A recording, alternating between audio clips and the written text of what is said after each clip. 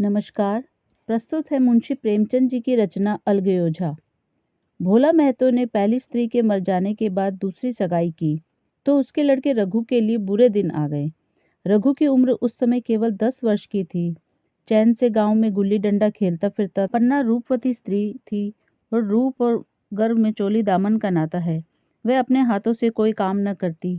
गोबर रघु निकालता, बैलों को सानी रघु देता, रघु ही झूठे बर्तन मांजता। भोला की आंखें कुछ ऐसी फिरी कि उसे अब रघु में सब बुराइयां ही बुराइयां नजर आती। पन्ना की बातों को वह प्राचीन मर्यादा अनुसार आंखें बंद करके मान लेता था। रघु की शिकायतों की जरा परवाह न करता। नतीजा यह हुआ कि रघु ने शिकायत करना ही छोड़ दिया। किसके सामने रोए? बाप ही नहीं रहा, सारा गांव उसका दुश्मन था। बड़ा जिद्दी लड़का है। पन्ना को तो कुछ समझता ही नहीं। बेचारी उसका दुलार करती है, खिलाती पिलाती है। यह उसी का फल है। दूसरी औरत होती तो निभाह न होता। वह तो कहो, पन्ना इतनी सीधी सादी है कि निभाह होता जाता है। सबल की शिकायतें सब सुनते हैं, निर्बल की फरियाद भी कोई नहीं सुनता। रघु का हृदय माँ की ओर से दिन रात फटता जाता था। यहाँ तक कि 8 साल गुजर गए और एक दिन भोला के नाम भी मृत्यु का संदेश आ पहुंचा। पन्ना के 4 बच्चे थे, 3 बेटे और 1 बेटी। इतना बड़ा खर्च और कमाने वाला कोई नहीं। रघु अब क्यों बात पूछने लगा? यह मानी हुई बात थी। अपनी स्त्री लाएगा और अलग रहेगा। स्त्री आकर और भी आग लगाएगी। पन्ना को चारों ओर अंधेरा ही अंधेरा दिखाई देता था। पर कुछ भी हो, वह रघु की आश्रित बनकर घर में न रहेगी। जिस घर में उसने राज किया उसमें अब लौंडी न बनेगी। जिस लौंडे को अपना गुलाम समझा उसका मुंह न ताकेगी। वह सुंदर थी, अवस्था अभी कुछ ऐसी ज्यादा न थी, जवानी अपनी पूरी बहार पर थी। क्या वह कोई दूसरा घर नहीं कर सकती? यही न होगा, लोग हंसेंगे भला से। उसकी बिरादरी में क्या ऐसा होता नहीं? ब्राह्मण ठाकुर थोड़े ही थी कि नाक कट जाएगी। यह तो उन्हीं ऊंची बात जातों में होता है कि घर में चाहे जो कुछ करो, बाहर पर्दा ढका रहे। वह तो संसार को दिखाकर दूसरा घर कर सकती है, फिर वह रघु के दबेल बनकर क्यों रहे? भोला को मरे 1 महीना गुजर चुका था। संध्या हो गई थी। पन्ना इसी चिंता में पड़ी हुई थी कि सहसा उसे ख्याल आया, लड़के घर में नहीं हैं। यह बैलों के लौटने की बेला है। कहीं कोई लड़का उनके नीचे न आ जाए। अब द्वार पर कौन है जो उनकी देखभाल करेगा? रघु को मेरे लड़के फूटी आंखों नहीं भाते, कभी हंसकर नहीं बोलता। घर से बाहर निकली तो देखा रघु सामने झोंपड़े में बैठा ऊख की गंडेरिया बना रहा है। लड़के उसे घेरे खड़े हैं और छोटी लड़की उसकी गर्दन में हाथ डाले उसकी पीठ पर सवार होने की चेष्टा कर रही है। पन्ना को अपनी आंखों पर विश्वास न आया। आज तो यह नई बात है। शायद दुनिया को दिखाता है कि मैं अपने भाइयों को कितनी चाहता हूँ और मन में छुरी रखी हुई है। घात मिले तो जान ही ले ले। काला सांप है, काला सांप। कठोर स्वर में बोली, तुम सब के सब वहाँ क्या करते हो? घर में आओ, सांझ की बेला है, गोरू आते होंगे। रघु ने विनीत नेत्रों से देखकर कहा, मैं तो हूँ ही काकी, डर किस बात का है? बड़ा लड़का केदार बोला, काकी रघु दादा ने हमारे लिए 2 गाड़ियां बना दी है। यह देख, एक पर हम और खुन्नू बैठेंगे, दूसरी पर लक्ष्मण और छुनिया। दादा दोनों गाड़ियां खींचेंगे। यह कहकर वह एक कोने से 2 छोटी छोटी गाड़ियां निकाल लाया। 4 पहिए लगे थे, बैठने के लिए तख्ते और रोक के लिए दोनों तरफ बाजू थे। पन्ना ने आश्चर्य से पूछा, ये गाड़ियां किसने बनाई? केदार ने चिढ़कर कहा, रघु दादा ने बनाई है, और किसने? भगत के घर से वसूला और रुखानी मांग लाए और चटपट बना दी। खूब दौड़ती हैं काकी, बैठ खुन्नू में खींचूं। खुन्नू गाड़ी में बैठ गया। केदार खींचने लगा। चर चर शोर हुआ, मानो गाड़ी भी इस खेल में लड़कों के साथ शरीक है। लक्ष्मण ने दूसरी गाड़ी में बैठकर कहा, दादा खींचो। रघु ने छुनिया को भी गाड़ी में बिठा दिया और गाड़ी खींचता हुआ दौड़ा। तीनों लड़के तालियां बजाने लगे। पन्ना चकित नेत्रों से यह दृश्य देख रही थी और सोच रही थी कि यह वही रघु है या कोई और। थोड़ी देर के बाद दोनों गाड़ियां लौटी। लड़के घर में जाकर इस यान यात्रा के अनुभव बयान करने लगे। कितने खुश थे, सब मानो हवाई जहाज पर बैठकर आए हों। खुन्नू ने कहा, काकी सब पेड़ दौड़ रहे थे, लक्ष्मण और बचिया कैसे भागी? सब की सब दौड़ी। केदार काकी, रघु दादा, दोनों गाड़ियां एक साथ खींच ले जाते हैं। छुनिया सबसे छोटी थी। उसकी व्यंजना शक्ति उछल कूद और नेत्रों तक परिमित थी। तालियां बजा बजा कर नाच रही थी। खुन्नू, अब हमारे घर गाय भी आ जाएगी काकी। रघु दादा ने गिरधारी से कहा है कि हमें एक गाय ला दो। गिरधारी बोला, कल लाऊंगा। केदार, 3 सेर दूध देती है काकी, खूब दूध पिएंगे। इतने में रघु भी अंदर आ गया। पन्ना ने अवहेलना की दृष्टि से देखकर पूछा, क्यों रघु, तुमने गिरधारी से कोई गाय मांगी है? रघु ने क्षमा प्रार्थना के भाव से कहा, हाँ मांगी तो है, कल लावेगा। पन्ना, रुपए किसके घर से आएंगे, यह भी सोचा है? रघु, सब सोच लिया है काकी, मेरी यह मुहर नहीं है, इसके 25 रुपये मिल रहे हैं, 5 रुपये बछिया के मुजरा दे दूंगा, बस गाय अपनी हो जाएगी। पन्ना सन्नाटे में आ गई। अब उसका अविश्वासी मन भी रघु के प्रेम और सज्जनता को अस्वीकार न कर सका। बोली, मुहर क्यों बेच देते हो? गाय की अभी कौन जल्दी है, हाथ में पैसे हो जाएं तो ले लेना, सूना सूना गला अच्छा न लगेगा। इतने दिनों गाय नहीं रही तो क्या लड़के नहीं जिए? रघु दार्शनिक भाव से बोला, बच्चों के खाने पीने के यही दिन है काकी, इस उम्र में न खाया तो फिर क्या खाएंगे? मुहर पहनना मुझे अच्छा भी नहीं मालूम होता, लोग समझते होंगे कि बाप तो मर गया, इसे मुहर पहनने की सूझी है। भोला, मैं तो गाय की चिंता ही में तो चल बसे, न रुपए आए न गाय मिली, मजबूर थे। रघु ने यह समस्या कितनी सुगमता से हल कर दी। आज जीवन में पहली बार पन्ना को रघु पर विश्वास आया। बोली, जब गहना ही बेचना है तो अपनी मुहर क्यों बेचोगे, मेरी हंसुली ले लेना। रघु, नहीं काकी, वह तुम्हारे गले में बहुत अच्छी लगती है, मर्दों को क्या, मुहर पहने या न पहने। पन्ना, चल मैं बूढ़ी हुई, अब हंसुली पहनकर क्या करना है, तू अभी लड़का है, तेरा गला अच्छा न लगेगा। रघु मुस्कुरा कर बोला, तुम अभी से कैसे बूढ़ी हो गई, गांव में है कौन तुम्हारे बराबर? रघु की सरल आलोचना ने पन्ना को लज्जित कर दिया। उसके रूखे मुरझाए मुख पर प्रसन्नता की लाली दौड़ गई। 5 साल गुजर गए। रघु का सा मेहनती ईमानदार बात का धनी दूसरा किसान गांव में न था। पन्ना की इच्छा के बिना कोई काम न करता। उसकी उम्र अब 23 साल की हो गई थी। पन्ना बार बार कहती, भैया बहू को विदा करा लाओ, कब तक नहर में पड़ी रहेगी, सब लोग मुझी को बदनाम करते हैं, यही बहू को नहीं आने देती होगी। मगर रघु टाल देता, कहता कि अभी जल्दी क्या है। उसे अपने स्त्री के रंग ढंग का कुछ परिचय दूसरों से मिल चुका था। ऐसी औरत को घर में लाकर वह अपनी शांति में बाधा नहीं डालना चाहता था। आखिर एक दिन पन्ना ने जिद करके कहा, तो तुम ना लाओगे? कह दिया कि अभी कोई जल्दी नहीं। तुम्हारे लिए जल्दी नहीं होगी, मेरे लिए तो जल्दी है, मैं आज आदमी भेजती हूँ। पछताओगी काकी, उसका मिजाज अच्छा नहीं है, तुम्हारी बला से। जब मैं उससे बोलूँगी ही नहीं तो क्या हवा से लड़ेगी? रोटियां तो बना लेगी, मुझसे भीतर बाहर का सारा काम नहीं होता। मैं आज बुलाए लेती हूँ। बुलाना चाहती हो बुला लो, मगर फिर यह न कहना कि यह मेहरिया को ठीक नहीं करता, उसका गुलाम हो गया। न कहूँगी, जाकर 2 साड़ियाँ और मिठाई ले आ। तीसरे दिन मुलिया मैके से आ गई। दरवाजे पर नगाड़े बजे, शहनाइयों की मधुर ध्वनि आकाश में गूंजने लगी। मुंह दिखावे की रस्म अदा हुई। वह इस मरुभूमि में निर्बल जलधारा थी। गेहुआ रंग था, बड़ी बड़ी नोकीली पलके, कपोलों पर हल्की सुर्खी, आंखों में प्रबल आकर्षण। रघु उसे देखते ही मंत्रमुग्ध हो गया। प्रातःकाल पानी का घड़ा लेकर चलती, तब उसका गेहुआ रंग प्रभात की सुनहरी किरणों से कुंदन हो जाता। मानो उषा अपनी सारी सुगंध, सारा विकास और उन्माद लिए मुस्कुराती चली जाती हो। मुलिया मेके से ही जली भुनी आई थी। मेरा शौहर छाती फाड़ कर काम करे और पन्ना रानी बनी बैठी रहे, उसके लड़के रईसजादे बने घूमे। मुलिया से यह बर्दाश्त न होगा। वह किसी की गुलामी न करेगी। अपने लड़के तो अपने होते ही नहीं, भाई किसके होते हैं? जब तक पर नहीं निकलते हैं रघु को घेरे हुए हैं। जो ही जरा सयाने हुए पर झाड़ कर निकल जाएंगे, बात भी न पूछेंगे। एक दिन उसने रघु से कहा, तुम्हें इस तरह गुलामी करनी हो तो करो, मुझसे न होगी। रघु, तो फिर क्या करूं, तू ही बता।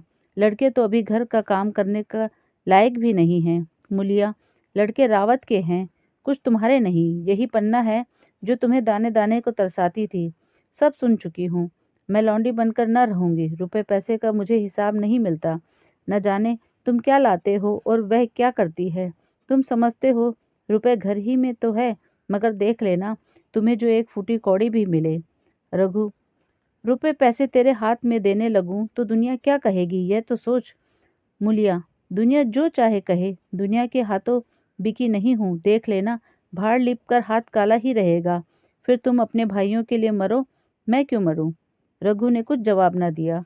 उसे जिस बात का भय था वह इतनी जल्दी सिर पर आ पड़ी। अब अगर उसने बहुत तथोथम्बो किया तो साल 6 महीने और काम लग चलेगा। बस आगे यह डोंगा चलता नजर नहीं आता। बकरे की माँ कब तक खैर मनाएगी। एक दिन पन्ना ने महुए का सुखावन डाला। बरसात शुरू हो गई थी। बरसात में अनाज गीला हो रहा था। मुलिया से बोली, बहू जरा देखती रहना, मैं तालाब से नहा आऊं। मुलिया ने लापरवाही से कहा, मुझे नींद आ रही है, तुम बैठकर देखो। एक दिन न नहाओगी तो क्या होगा। पन्ना ने साड़ी उतार कर रख दी, नहाने न गई। मुलिया का वार खाली गया। कई दिन के बाद एक शाम को पन्ना धान रोप कर लौटी। अंधेरा हो गया था। दिन भर की भूखी थी। आशा थी बहू ने रोटी बनाकर रखी होगी, मगर देखा तो यहाँ चूल्हा ठंडा पड़ा हुआ था और बच्चे मारे भूख के तड़प रहे थे। पन्ना ने आहिस्ता से पूछा, आज अभी चूल्हा नहीं जला। केदार ने कहा, आज दोपहर को भी चूल्हा नहीं जला काकी, भाभी ने कुछ बनाया ही नहीं। पन्ना, तो तुम लोगों ने क्या खाया। केदार, कुछ नहीं, रात की रोटियां थी, खुन्नू और लक्ष्मण ने खाई, मैंने सत्तू खा लिया। पन्ना, और बहू। केदार, वह पड़ी सो रही है, कुछ नहीं खाया। पन्ना ने उसी वक्त चूल्हा जलाया और खाना बनाने बैठ गई। आटा गूंथती थी और रोती थी, क्या नसीब है। दिन भर खेत में जली, घर आई तो चूल्हे के सामने जलना पड़ा। केदार का 14वां साल था। भाभी के रंग ढंग देखकर सारी स्थिति समझ रहा था। बोला, काकी, भाभी अब तुम्हारे साथ रहना नहीं चाहती। पन्ना ने चौंक कर पूछा, क्या कुछ कहती थी। केदार, कहती कुछ नहीं थी, मगर है उसके मन में यही बात। फिर तुम क्यों नहीं उसे छोड़ देती। जैसे चाहे रहे, हमारा भी भगवान है। पन्ना ने दांतों से जीभ दबाकर कहा, चुप, मेरे सामने ऐसी बात भूल कर भी न कहना। रघु तुम्हारा भाई ही नहीं, तुम्हारा बाप है। मुलिया से कभी बोलोगे तो समझ लेना जहर खा लूंगी। दशहरे का त्योहार आया। इस गांव से कोस भर दूर एक पूर्वे में मेला लगता था। गांव के सब लड़के मेला देखने चले। पन्ना भी लड़कों के साथ चलने को तैयार हुई, मगर पैसे कहाँ से आए। कुंजी तो मुलिया के पास थी। रघु ने आकर मुलिया से कहा, लड़के मेले जा रहे हैं, सबों को 2-2 पैसे दे दो। मुलिया ने त्योरियां चढ़ाकर कहा, पैसे घर में नहीं हैं। रघु, अभी तो तिलहन बिका था, क्या इतनी जल्दी रुपए उठ गए। मुलिया, हाँ उठ गए। रघु, कहाँ उठ गए, जरा सुनो।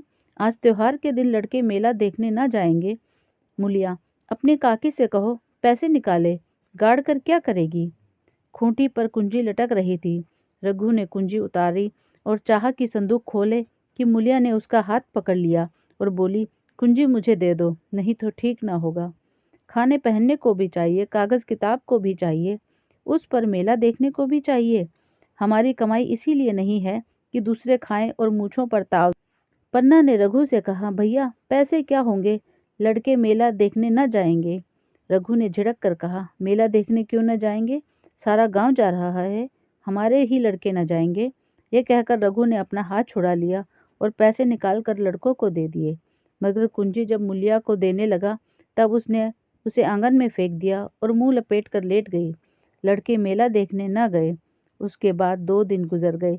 मुलिया ने कुछ नहीं खाया और पन्ना भी भूखी रही। रघु कभी इसे मनाता कभी उसे, पर न यह उठती न वह। आखिर रघु ने हैरान होकर मुलिया से पूछा, कुछ मुंह से तो कह, चाहती क्या है। मुलिया ने धरती को संबोधित करके कहा, मैं कुछ नहीं चाहती, मुझे मेरे घर पहुंचा दो। रघु, अच्छा उठ, बना खा, पहुंचा दूंगा। मुलिया ने रघु की ओर आंखें उठाई। रघु उसकी सूरत देखकर डर गया। वह माधुर्य, वह मोहकता, वह लावण्य गायब हो गया था। दांत निकल आए थे, आंखें फट गई थी, उसके नथुने फड़क रहे थे। अंगारे की सी लाल आंखों से देखकर बोली, अच्छा तो काकी ने यह सलाह दी है, यह मंत्र पढ़ाया है, तो यह ऐसी कच्ची नहीं हूँ, तुम दोनों की छाती पर मूंग दलूंगी। हो किस फेर में। रघु, अच्छा तो मूंग ही दल लेना, कुछ खा पी लेगी तभी तो मूंग दल सकेगी। मूलिया, अब तो तभी मुंह में पानी डालूंगी जब घर अलग हो जाएगा, बहुत झेल चुकी, अब नहीं झेला जाता। रघु सन्नाटे में आ गया। 1 मिनट तक उसके मुंह से आवाज ही न निकली। अलग होने की उसने स्वप्न में भी कल्पना न की थी। उसने गांव में 2-4 परिवारों को अलग होते देखा था। वह खूब जानता था, रोटी के साथ लोगों के हृदय भी अलग हो जाते हैं, अपने हमेशा के लिए गैर हो जाते हैं, फिर उनमें वही नाता रह जाता है जो गांव के और आदमियों में। रघु के ने मन में ठान लिया था कि इस विपत्ति को घर में न आने दूंगा। मगर होनहार के सामने उसकी एक न चली। आह, मेरे मुंह में कालिक लगेगी। दुनिया यही कहेगी कि बाप के मर जाने पर 10 साल भी एक में निभा न हो सका। फिर किससे अलग हो जाऊंगा? जिनको गोद में खिला, जिनको बच्चों की तरह पाला, जिनके लिए तरह तरह के कष्ट झेले, उन्हीं से अलग हो जाऊं? अपने प्यारों को घर से निकाल बाहर करूं? उसका गला फंस गया। कांपते हुए स्वर में बोला, तू क्या चाहती है? कि मैं अपने भाइयों से अलग हो जाऊं? भला सोच तो, कहीं मैं मुंह दिखाने लायक रहूंगा? मूलिया, तो मेरा इन लोगों के साथ निभा न होगा। रघु, तो तू अलग हो जा। मुझे अपने साथ क्यों घसीटती है? मूलिया, तो मुझे क्या तुम्हारे घर में मिठाई मिलती है? मेरे लिए क्या संसार में जगह नहीं है? रघु, तेरी जैसी मर्जी, जहाँ चाहे रह।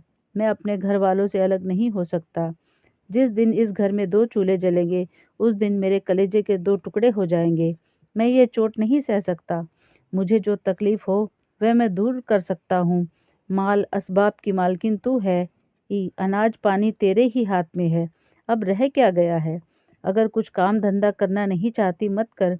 भगवान ने मुझे समाई दी होती तो मैं तुझे तिनका उठाने तक न देता। तेरे ये सुकुमार हाथ पांव मेहनत मजदूरी करने के लिए बनाए ही नहीं गए हैं। मगर क्या करूं, अपना कुछ बस ही नहीं। फिर भी तेरा जी कोई काम करने का न करे तो मत कर, मगर मुझसे अलग होने का न कहे, तेरे पैरों पड़ता हूँ। मूलिया ने सिर से आंचल खिसकाया और जरा समीप आकर बोली, मैं काम करने से नहीं डरती, न बैठे बैठे खाना चाहती हूँ, मगर मुझसे किसी की धौंस नहीं सही जाती। तुम्हारी ही काकी घर का कामकाज करती है तो अपने लिए करती है, अपने बाल बच्चों के लिए करती है। मुझ पर कुछ एहसान नहीं करती, फिर मुझ पर धौंस क्यों जमाती है? उन्हें अपने बच्चे प्यारे होंगे, मुझे तो तुम्हारा आसरा है। मैं अपनी आंखों से यह नहीं देख सकती कि सारा घर तो चैन करे, जरा जरा से बच्चे भी दूध पिए, और जिसके बलबूते पर गृहस्थी बनी हुई है वह मट्ठे को तरसे, कोई उसका पूछने वाला ना हो। जरा अपना मुंह तो देखो, कैसी सूरत निकल आई है। औरों के तो 4 बरस में अपने पट्टे तैयार हो जाएंगे, तुम तो 10 साल में खाट पर पड़ जाओगे। बैठ जाओ, खड़े क्यों हो? क्या मार कर भागोगे? मैं तुम्हें जबरदस्ती न बांध लूंगी। यह मालकिन का हुक्म नहीं है। सच कहूँ, तुम बड़े कट कलेजी हो। मैं जानती, ऐसे निर्मोही से पाला पड़ेगा तो इस घर में भूल से ना आती, आती भी तो मन न लगाती, मगर अब तो मन तुमसे लग गया। घर भी जाऊं तो मन यहाँ ही रहेगा, और जो तुम हो मेरी बात नहीं पूछते। मूलिया की रसीली बातें रघु पर कोई असर न डाल सकी। वह उसी रुखाई से बोला, मूलिया, मुझसे यह न होगा। अलग होने का ध्यान करते ही मेरा मन न जाने कैसा हो जाता है। यह चोट मुझसे न सही जाएगी। मूलिया ने परिहास करके कहा, तो चूड़ियां पहनकर अंदर बैठो ना। लाओ, मैं मूछें लगा लूं। मैं तो समझती थी कि तुम में भी कुछ कसबल है, अब देखती हूँ तो निरे मिट्टी के लौंदे हो। पन्ना दालान में खड़ी दोनों की बातें सुन रही थी। अब उससे न रहा गया। सामने आकर रघु से बोली, जब वह अलग होने पर तुली हुई है, फिर तुम क्यों इसे जबरदस्ती मिलाए रखना चाहते हो? तुम उसे लेकर रहो, हमारे भगवान मालिक हैं। जब महतो मर गए थे और कहीं पत्ती की भी छाह नहीं थी, जब उस वक्त भगवान से निभा दिया तो अब क्या डर? अब तो भगवान की दया से तीनों लड़के सयाने हो गए, अब कोई चिंता नहीं। रघु ने आंसू भरी आंखों से पन्ना को देखकर कहा, काकी, तू भी पागल हो गई है क्या? जानती नहीं, 2 रोटियां होते ही 2 मन हो जाते हैं। पन्ना, जब वह मानती ही नहीं तब तुम क्या करोगे? भगवान की मर्जी होगी तो कोई क्या करेगा? परालब्ध में जितने दिन एक साथ रहना लिखा था उतने दिन रहे। अब उसकी यही मर्जी है तो यही सही। तुमने मेरे बाल बच्चों के लिए जो कुछ किया वह भूल नहीं सकती। तुमने इनके सिर पर हाथ न रखा होता तो आज इनकी न जाने क्या गति होती, न जाने किसके द्वार पर ठोकरे खाते होते, न जाने कहाँ कहाँ भीख मांगते फिरते। तुम्हारा जस मरते दम तक गाऊंगी। अगर मेरी खाल तुम्हारे जूते बनाने के काम आए तो खुशी से दे दूं। चाहे तुमसे अलग हो जाऊं, पर जिस घड़ी पुकारोगे कुत्ते की तरह दौड़ आऊंगी। यह भूल कर भी ना सोचना कि तुमसे अलग होकर मैं तुम्हारा बुरा चेतूंगी। जिस दिन तुम्हारा अनभल मेरे मन में आएगा उसी दिन विष खाकर मर जाऊंगी। भगवान करे तुम दूधो नहाओ पूतो फलो। मरते दम तक यही आशीष मेरे रोए रोए से निकलती रहेगी, और अगर लड़के भी अपने बाप के हैं तो मरते दम तक तुम्हारा पोस मानेंगे। यह कहकर पन्ना रोती हुई वहां से चली गई। रघु वहीं मूर्ति की तरह बैठा रहा। आसमान की ओर टकटकी लगी थी और आंखों से आंसू बह रहे थे। पन्ना की बातें सुनकर मुलिया समझ गई कि अपने पौ बारा है। चटपट उठी, घर में झाड़ू लगाई, चूल्हा जलाया और कुएं से पानी लाने चली गई। उसकी टेक पूरी हो गई थी। गांव में स्त्रियों के दो दल होते हैं, एक बहुओं का, दूसरा सासों का। बहुएं सलाह और सहानुभूति के लिए अपने दल में जाती हैं, सासें अपने दल में। दोनों की पंचायतें अलग अलग होती हैं। मुलिया को कुएं पर 2-3 बहुएं मिल गई। एक से पूछा, आज तो तुम्हारी बुढ़िया बहुत रोध हो रही थी। मुलिया ने विजय के गर्व से कहा, इतने दिनों से घर की मालकिन बनी हुई है, राजपाट छोड़ते किसे अच्छा लगता है। बहन, मैं उनका बुरा नहीं चाहती, लेकिन एक आदमी की कमाई में कहाँ तक बरकत होगी। फिर भी तो यही खाने पीने पहनने ओढ़ने के दिन है। अभी उनके पीछे मरो, फिर बाल बच्चे हो जाएं, उनके पीछे मरो, सारी जिंदगी रोते ही कट जाए। एक बहू बुढ़िया यही चाहती है कि अगर यह सब जन्म भर लौंडी बनी रहे, मोटा मोटा खाए और पड़ी रहे। दूसरी बहू, किस भरोसे पर कोई मरे। अपने लड़के तो बात नहीं पूछते, पराए लड़कों का क्या भरोसा। कल इनके हाथ पैर हो जाएंगे, फिर कौन पूछता है। अपनी अपनी मेहरियों का मुंह देखेंगे। पहले ही से फटकार देना अच्छा है, फिर तो कोई कलंक ना होगा। मुलिया पानी लेकर गई, खाना बनाया और रघु से बोली, जाओ नहा आओ, रोटी तैयार है। रघु ने मानो सुना ही नहीं, सिर पर हाथ रखकर द्वार की तरफ ताकता रहा। मुलिया, क्या कहती हूँ, कुछ सुनाई देता है। रोटी तैयार है, जाओ नहा आओ। रघु, सुन तो रहा हूँ, क्या बहरा हूँ। रोटी तैयार है तो जाकर खा ले, मुझे भूख नहीं है। मुलिया ने फिर नहीं कहा। जाकर चूल्हा बुझा दिया, रोटियां उठाकर छीके पर रख दी। वह मुंह ढांप कर लेट रही। जरा देर में पन्ना आकर बोली, खाना तैयार है, नहा धोकर खा लो, बहू भी भूखी होगी। रघु ने झुंझला कर कहा, काकी, तू घर में रहने देगी कि मुंह में कालिक लगाकर कहीं निकल जाऊं। खाना तो खाना ही है, आज ना खाऊंगा कल खाऊंगा, लेकिन अभी मुझसे न खाया जाएगा। केदार क्या अभी मदरसे से नहीं आया। पन्ना, अभी तो नहीं आया, आता ही होगा। पन्ना समझ गई कि जब तक वह खाना बनाकर लड़कों को न खिलाएगी और खुद न खाएगी, रघु न खाएगा। इतना ही नहीं, उसे रघु से लड़ाई करनी पड़ेगी, उसे जली कटी सुनानी पड़ेगी, उसे यह दिखाना पड़ेगा कि मैं ही उससे अलग होना चाहती हूँ, नहीं तो वह इसी चिंता में घुल घुल कर प्राण दे देगा। यह सोचकर उसने अलग चूल्हा जलाया और खाना बनाने लगी। इतने में केदार और खुन्नू मदरसे से आ गए। पन्ना ने कहा, आओ बेटा, खा लो, रोटी तैयार है। केदार ने पूछा, भैया को भी बुला लूँ ना। पन्ना, तुम आकर खा लो, उसकी रोटी बहू ने अलग बनाई है। खुन्नू, जाकर भैया से पूछ ना आऊं। पन्ना, जब उनका जी चाहेगा खाएंगे, तू बैठ कर खा। तुझे इन बातों से क्या मतलब। उसका जी चाहेगा खाएगा, जिसका जी न चाहेगा न खाएगा। जब वह और उसकी बीवी अलग रहने पर तुले हैं तो कौन मनाए। केदार, तो क्यों अम्मा जी, क्या हम अलग घर में रहेंगे। पन्ना, उनका जी चाहे एक घर में रहें, जी चाहे आंगन में दीवार डाल लें। खुन्नू ने दरवाजे पर आकर झांका। सामने फूस की झोपड़ी थी, वहीं खाट पर पड़ा रघु नारियल पी रहा था। खुन्नू, भैया तो अभी नारियल लिए बैठे हैं। पन्ना, जब जी चाहेगा खाएगा। केदार, भैया ने भाभी को डांटा नहीं। मुलिया अपनी कोठरी में पड़ी सुन रही थी, बाहर आकर बोली, भैया ने तो नहीं डांटा, अब तुम आकर डांटो। केदार के चेहरे का रंग उड़ गया, फिर जबान न खुली। तीनों लड़कों ने खाना खाया और बाहर निकले। लू चलने लगी थी। आम के बाग में गांव के लड़के लड़कियां हवा से गिरे हुए आम चुन रहे थे। केदार ने कहा, आज हम भी आम चुनने लगे, खूब आम गिर रहे हैं। खुन्नू, दादा जो बैठे हैं। लक्ष्मण, मैं न जाऊंगा, दादा घुड़के के। केदार, वह तो अब अलग हो गए। लक्ष्मण, तो अब हमको कोई मारेगा तब भी दादा न बोलेंगे। केदार, वाह, तब क्यों न बोलेंगे। रघु ने तीनों लड़कों को दरवाजे पर खड़े देखा, पर कुछ बोला नहीं। पहले तो वह घर के बाहर निकलते ही उन्हें डांट बैठता था, वह आज मूर्ति के समान निश्चल बैठा रहा। जब लड़कों ने कुछ साहस हुआ, कुछ दूर और आगे बढ़े, रघु अब भी न बोला। कैसे बोले, वह सोच रहा था। काकी ने लड़कों को खिला पिला दिया, मुझसे पूछा तक नहीं। क्या उसकी आंखों पर भी पर्दा पड़ गया है। अगर मैंने लड़कों को पुकारा और वह न आए तो मैं उनको मार पीट तो न सकूंगा। लू में सब मारे मारे फिरेंगे, कहीं बीमार न पड़ जाएं। उसका दिल महसूस कर रह जाता था, लेकिन मुंह से कुछ कह ना सकता था। लड़कों ने देखा कि वह बिल्कुल बोलते नहीं तो निर्भय होकर चल पड़े। सहसा मूलिया ने आकर कहा, अब तो उठोगे कि अब भी नहीं? जिनके नाम पर फाका कर रहे हो उन्होंने मज़े से लड़कों को खिलाया और आप खाया, अब आराम से सो रही हैं। मोर पिया बात न पूछे, मोर सुहागिन नाव। एक बार भी तो मुंह से न फूटा कि चलो भैया खा लो। रघु को इस समय मर्मांतक पीड़ा हो रही थी। मूलिया के इन कठोर शब्दों ने घाव पर नमक छिड़क दिया। दुखित नेत्रों से देखकर बोला, तेरी जो मर्जी थी वही तो हुआ, अब जा ढोल बजा। मूलिया, नहीं, तुम्हारे लिए थाली परोसे बैठी है। रघु, मुझे चिढ़ा मत, तेरे पीछे मैं भी बदनाम हो रहा हूँ।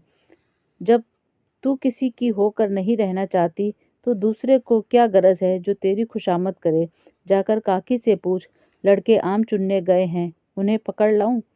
मूलिया अंगूठा दिखाकर बोली, यह जाता है, तुम्हें 100 बार गरज हो जाकर पूछो। इतने में पन्ना भी भीतर से निकल आई।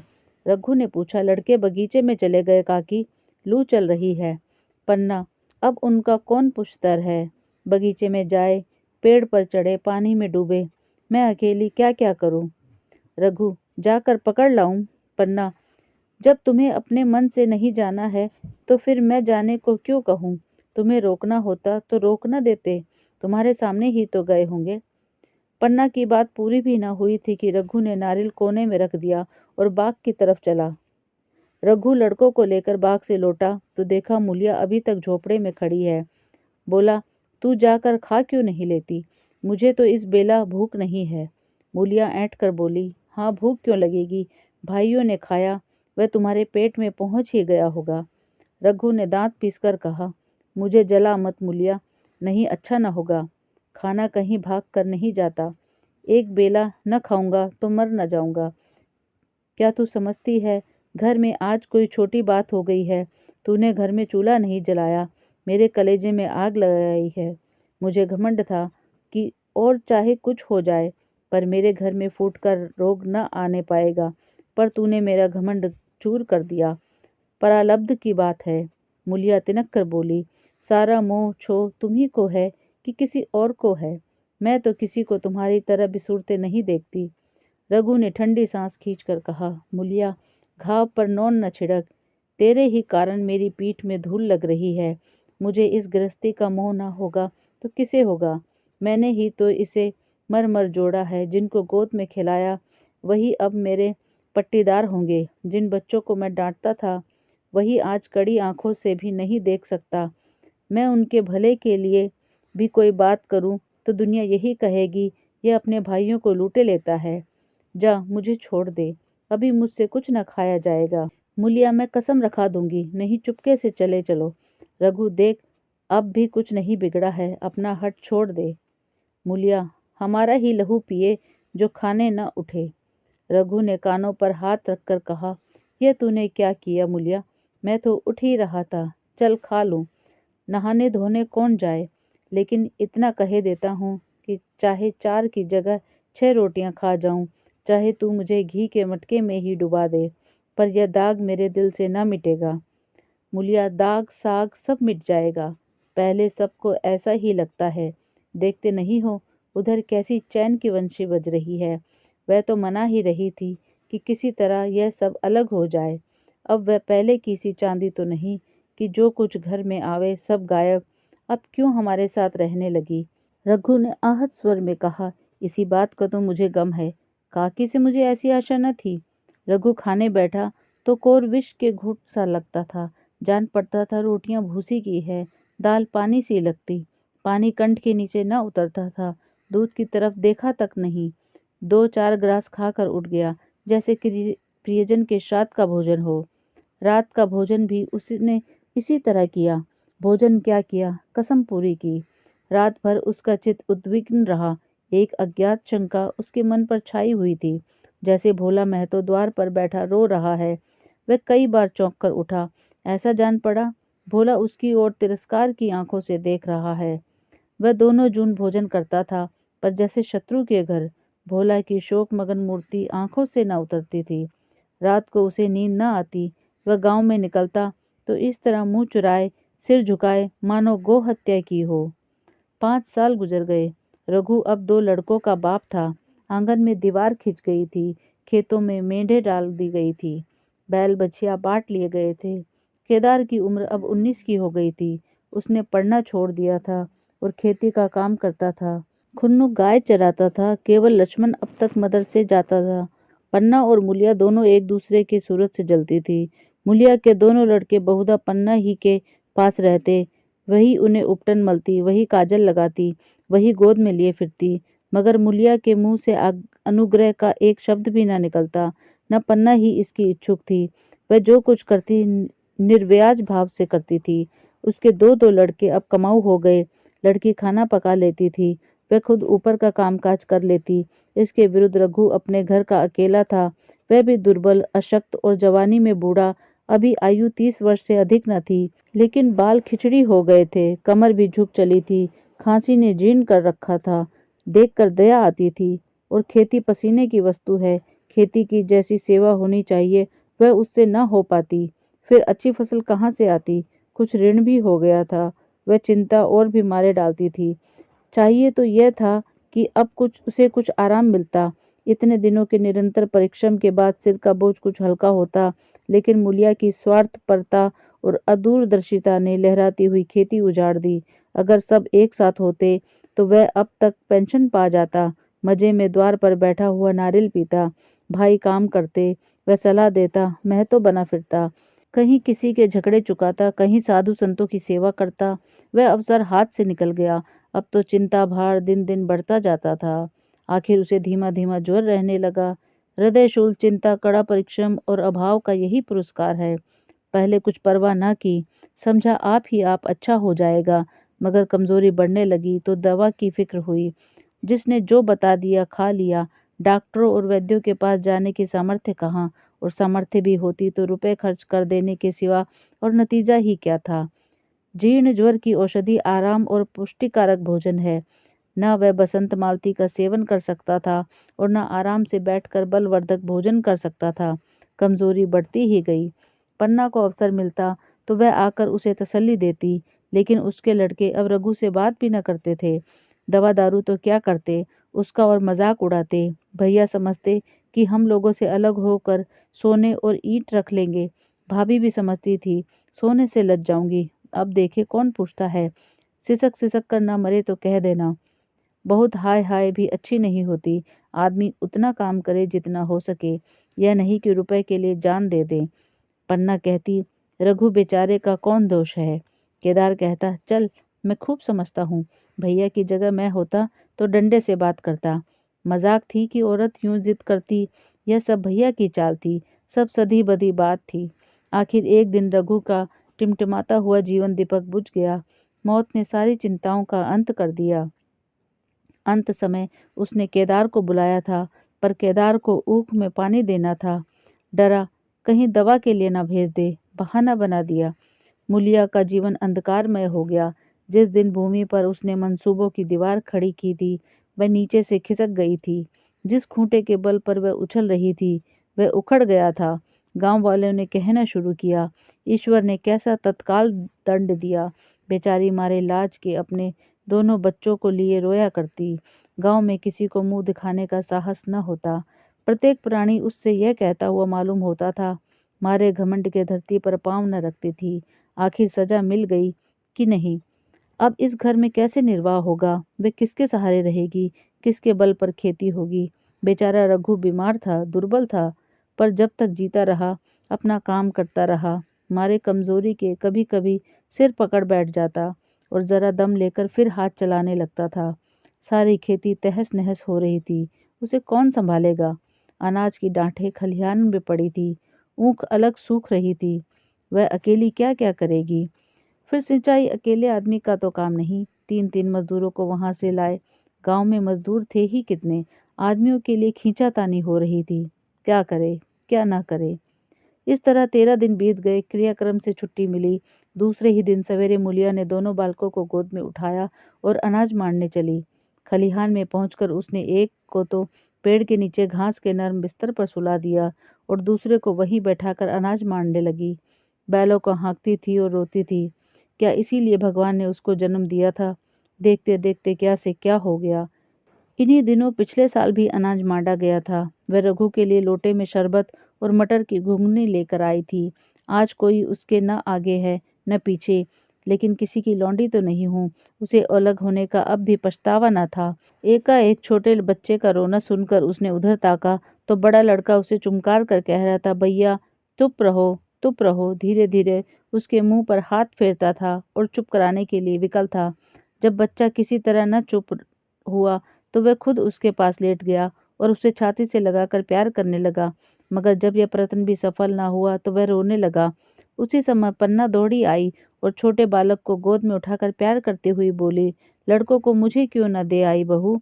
हाय हाय, बेचारा धरती पर पड़ा लौट रहा है।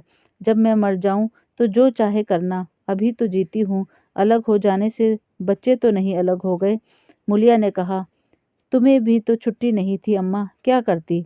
पन्ना, तो तुझे यहाँ आने की ऐसी क्या जल्दी थी? डांट मार न जाती। तीन तीन लड़के तो हैं, फिर किस दिन काम आएंगे। केदार तो कल ही मांडने को कह रहा था, पर मैंने कहा पहले ऊख में पानी दे दो, फिर अनाज मांडना।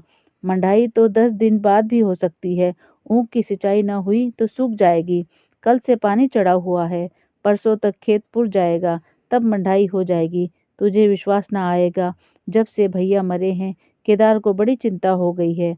दिन में 100 बार पूछता है, भाभी बहुत रोती तो नहीं है, देख लड़के भूखे तो नहीं हैं। कोई लड़का रोता है तो दौड़ा आता है, देख अम्मा क्या हुआ, बच्चा क्यों रोता है। कल रो कर बोला, अम्मा मैं जानकर कि भैया इतनी जल्दी चले जाएंगे तो उनकी कुछ सेवा कर लेता। कहाँ जगाए जगाए उठता था, अब देखती हूँ पहर रात से उठकर काम में लग जाता है। खुन्नू कल जरा सा बोला, पहले हम अपनी ऊख में पानी दे देंगे, तब भैया की ऊख में देंगे। इस पर केदार ने ऐसा डांटा कि खुन्नू के मुंह से फिर बात न निकली।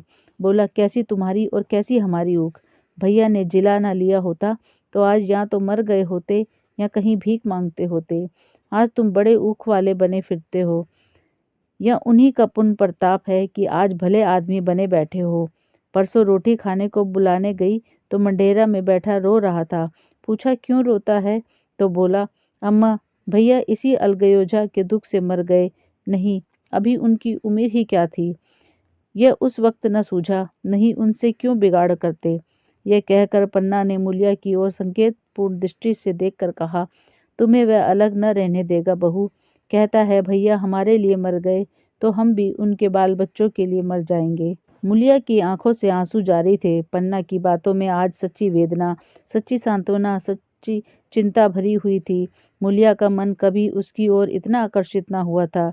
जिनसे उसे व्यंग और प्रतिकार का भय था, वे इतने दयालु, इतने शुभेच्छु हो गए थे। आज पहली बार उसे अपनी स्वार्थपरता पर लज्जा आई। पहली बार आत्मा ने अलगयोजे पर धिक्कारा। इस घटना को हुए 5 साल गुजर गए। पन्ना आज बूढ़ी हो गई है। केदार घर का मालिक है, मुलिया घर की मालकिन है। खुन्नू और लक्ष्मण के विवाह हो चुके हैं, मगर केदार अभी तक कुंवारा है। कहता है मैं विवाह न करूंगा। कई जगहों से बातचीत हुई, कई सगाइयां आई, पर उसने हामी न भरी। पन्ना ने कंपे लगाए, जाल फैलाए, पर वह न फंसा। कहता औरतों से कौन सुख। मेहरिया घर में आई और आदमी का मिजाज बदला। फिर जो कुछ है वह मेहरिया है। माँ बाप भाई बंधु सब पराए हैं। सब भैया जैसे आदमी का मिजाज बदल गया तो फिर दूसरों की क्या गिनती। 2 लड़के भगवान के दिए हैं, और क्या चाहिए। बिना ब्याह किए 2 बेटे मिल गए, इससे बढ़कर और क्या होगा। जिसे अपना समझो वह अपना है, जिसे गैर समझो वह गैर है। एक दिन पन्ना ने कहा, तेरा वंश कैसे चलेगा। केदार, मेरा वंश तो चल रहा है। दोनों लड़कों को अपना ही समझता हूँ। पन्ना, समझने ही पर है तो तू मुलिया को भी अपनी मेहरिया समझता होगा। केदार ने झेंपते हुए कहा, तुम तो गाली देती हो अम्मा। पन्ना, गाली कैसी, तेरी भाभी ही तो है। केदार, मेरे जैसे लठ गंवार को वह क्यों पूछने लगी। पन्ना, तू करने को कह तो मैं उससे पूछूं। केदार, नहीं मेरी अम्मा, कहीं रोने गाने ना लगे। पन्ना, तेरा मन हो तो मैं बातों बातों में उसके मन की था लूं। केदार, मैं नहीं जानता, जो चाहे कर। पन्ना केदार के मन की बात समझ गई। लड़के का दिल मुलिया पर आया हुआ है, पर संकोच और भय के मारे कुछ नहीं कहता। उसी दिन उसने मुलिया से कहा, क्या करूं बहन, मन की लालसा मन ही में रह जाती है। केदार का घर भी बस जाता तो मैं निश्चित हो जाती। मूलिया, वह तो करने को ही नहीं कहते। पन्ना कहता है ऐसी औरत मिले जो घर में मेल से रहे तो कर लूं। मूलिया, ऐसी औरत कहाँ मिलेगी, कहीं ढूंढो। पन्ना, मैंने तो ढूंढ लिया है। मूलिया, सच? किस गांव की है? पन्ना, अभी न बताऊंगी। मुद्दा यह जानती है कि उससे केदार की सगाई हो जाए तो घर बन जाए और केदार की जिंदगी भी सफल हो जाए। न जाने लड़की मानेगी कि नहीं। मूलिया, मानेगी क्यों नहीं अम्मा, ऐसा सुंदर कमाऊ सुशील वर और कहाँ मिल जाता है। उस जन्म का कोई साधु महात्मा है, नहीं तो लड़ाई झगड़े के डर से कौन बिन ब्याहे रहता है। कहाँ रहती है, मैं जाकर उसे मना लाऊंगी। पन्ना, तू चाहे तो उसे मना ले, तेरे ही ऊपर है। मूलिया, मैं आज ही चली जाऊंगी अम्मा, उसके पैरों पड़ा कर मना लाऊंगी। पन्ना, बता दूं वह तू ही है। मूलिया लज्जा कर बोली, तुम तो अम्मा जी गाली देती हो। पन्ना, गाली कैसी, देवर ही तो है। मूलिया, मुझ जैसी बुढ़िया को वह क्यों पूछेंगे। पन्ना, वह तुझी पर दांत लगाए बैठा है, तेरे सिवा कोई और उसे भाती ही नहीं। डर के मारे कहता नहीं, पर उसके मन की बात मैं जानती हूँ। वैधव्य के शोक से मुरझाया हुआ मूलिया का पीत वदन कमल की भांति अरुण हो उठा। 10 वर्षों में जो कुछ खोया था वह इसी एक क्षण में मानो ब्याज के साथ मिल गया। वही लावण्य, वही विकास, वही आकर्षण, वही लोच। धन्यवाद।